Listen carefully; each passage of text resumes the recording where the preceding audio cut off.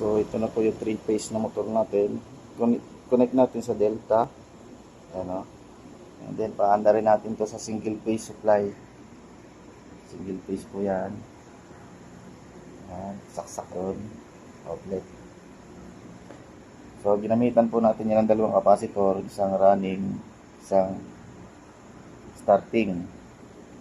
So paanda rin po natin to. Ayan, dito po yung ano yan. Control. Ayan. Bali magiging phase converter na to. Motor na to pag umandar na. So pag umandar na to at may papanda rin pa tayong ibang 3-phase na motor, makakakuha na tayo ng 3-phase supply. Line 1, line 2, line 3 dito. So ito ay phase converter. So panda rin natin.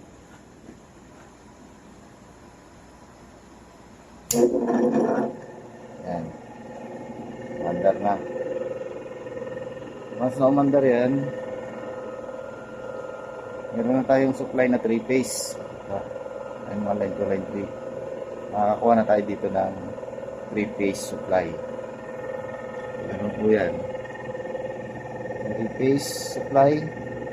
3-phase yung load ng motor. Kailangan na din ng capacitor para makakuha tayo ng 3-phase supply. Ito po yung ano yan, diagram.